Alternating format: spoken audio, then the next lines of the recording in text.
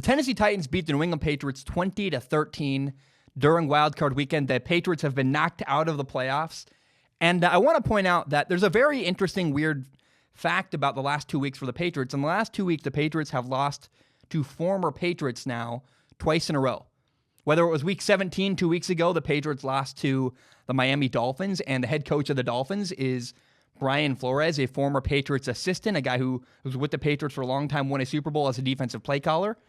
He beat the Patriots 2 weeks ago. Now, this past weekend, literally 2 days ago, for you guys, for me, it's a day and a half ago, but the Patriots lost to Mike Vrabel, the former New England Patriot, the guy who played with Tom Brady, won Super Bowls with Tom Brady, playing for Bill Belichick. He's now the head coach of the Titans. The Titans now have beaten the Patriots. It's not lost on anybody that, it's interesting. The two teams in a row that really kind of embarrassed and beat the Patriots the worst, I would say, or the most, maybe the most cleverly, were the Dolphins. The Patriots, former people who've been around Belichick and played for Belichick or coached with Belichick. Now, I got to say, we're talking about a Patriots assistant, a former Patriot, Mike Vrabel, and the way he beat the Patriots. One of my favorite moments from the Patriots-Titans playoff game was actually the way that the Titans were manipulating the rules of the game to, taking pre-snap penalties to run time off the clock. I love that. It was kind of like the Patriots getting a taste of their own medicine where another team was finding a way to manipulate the rules and run the clock down. I love that. It was one of my favorite moments. I thought it was just really cool and really clever by the Tennessee Titans. Man, it was such a fun game. The outcome was awesome. I think a lot of people in the sports world, it's very divisive. Either if you're a Patriots fan, you're like, my team was knocked out. But I think everybody else in the sports world is kind of like, wow, what a cool moment. The Patriots are out of the playoffs. They're not going to be in the Super Bowl. That's not why I'm excited. I'm just excited for the Tennessee Titans, period. I like their story as a football team, benching their quarterback, playing Ryan Tannehill, now leading them into the playoffs, then upsetting the Patriots, the 6th seed beating the Patriots in the playoffs. Man, that's awesome to me, and I'm so happy for the Tennessee Titans. There was a lot of talk before the game. People were like, the Patriots have been so good for so many years. They haven't even had to play in the wild card round of the playoffs. In 10 years, they're so good. And if anybody doesn't know, the way the playoffs work, obviously, is that the two best teams in the AFC with the two best records don't have to play in Wild Card Weekend. They get a bye for the first week of the playoffs. I don't know how anybody doesn't know that, but in case you don't, now you know. Now, of course, this year, unlike most years, this year the Patriots did not get a bye. In fact, the Ravens and the Chiefs got the bye week. The Patriots had to play because their record wasn't good enough, and they lost. How interesting is that? All this talk, the Patriots they're so much better than the bye weekend. I can't believe they have to play. Then to do that and to lose at home to the Tennessee Titans, I don't know.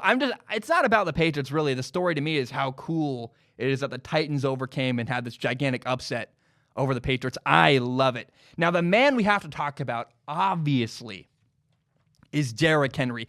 Derrick Henry, the running back for the Tennessee Titans. The guy ran the ball 34 times for 182 yards, had a touchdown running. He also had one catch for 22 yards. And it's really wild. I'm going to screw up this name. Anthony Firkser is a tight end for the Tennessee Titans. He had 2 catches for 23 yards. He was the leading receiver for the Tennessee Titans in this game. The second leading receiver for the Tennessee Titans, guess who it was? None other than the running back, Derrick Henry. He was he missed out on being the leading receiver, Derrick Henry did, by 1 yard. Derrick Henry was the entire Tennessee Titans offense on Saturday. The Titans had a total of 272 yards, and Derrick Henry accounted for 204 of those yards. Derrick Henry, the dude, accounted for 75% of their total offense. Unbelievable. And we'll get into it in a moment, how special and cool that is.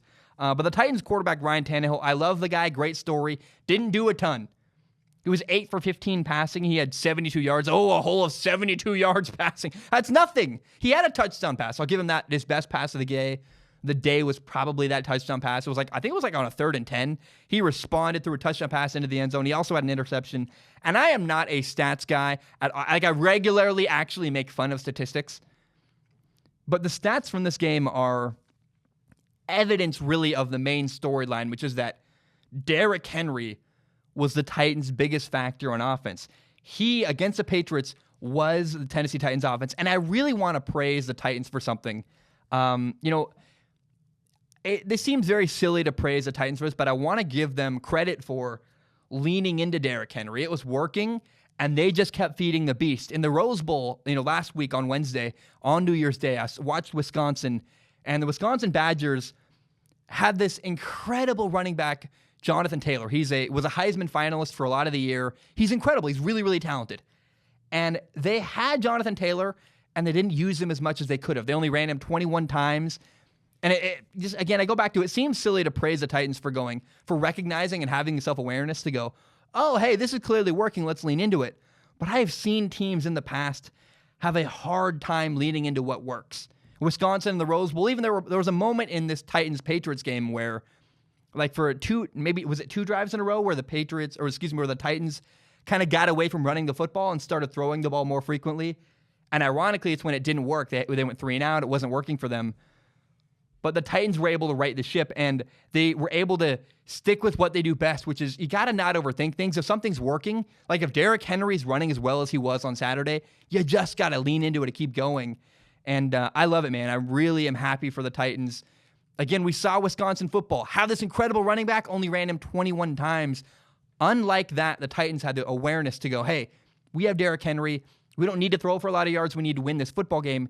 That's what's going to happen if we do this. Derrick Henry ran the ball 34 times. He's a massive running back. And when you have a guy like Derrick Henry, 6'3", 238 pounds, running downhill, I mean, by the end of the game, people are sick of having to tackle Derrick Henry.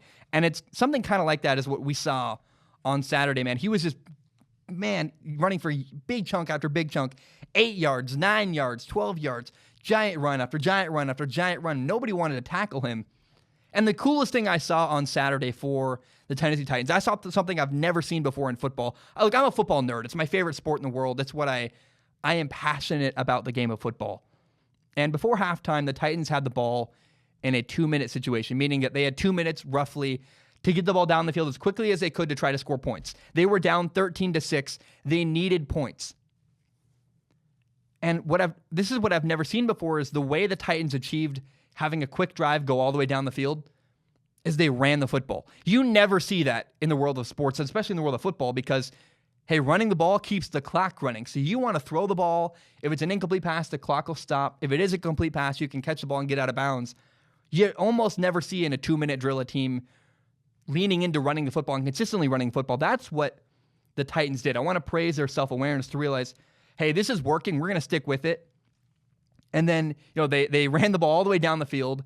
And then understanding in the red zone, they faked the run, then threw a screen pass to Derrick Henry for a 22-yard gain down to the 1-yard line. That set up an easy touchdown run.